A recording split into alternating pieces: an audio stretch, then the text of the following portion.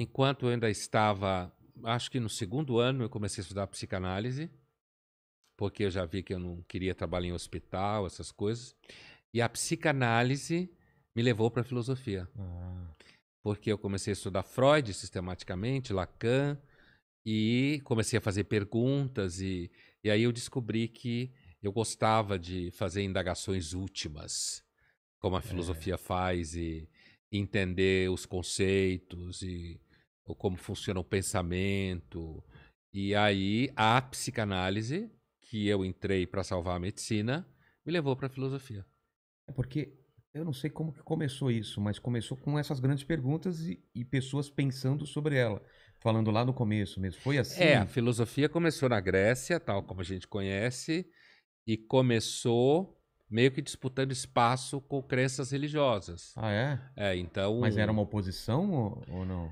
então, não era pensada para sê-lo, mas Sócrates, que é considerado uma espécie de marco na origem da filosofia, foi condenado em Atenas por afastar os jovens atenienses, seus alunos, da religião do Estado.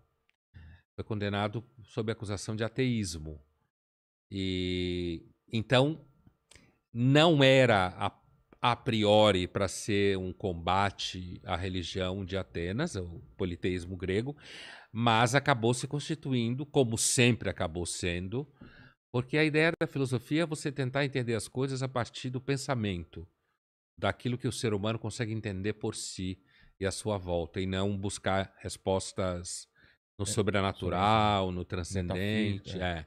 Então, ela surgiu como a tentativa de responder por que a gente está aqui, para onde a gente vai, qual é a melhor forma política, Mas o que é certo e errado, e foi assim que nasceu a é filosofia. meio que a ciência faz, mas com experimentação, né? E seria uma A pré-ideia do. ciência nasceu da filosofia. Ah, é porque Ela, faz nas... sentido, Ela né? nasceu da filosofia. Bacon, criador do método indutivo empírico, era filósofo. Ele se Ah, referia ao que ele fazia como filosofia.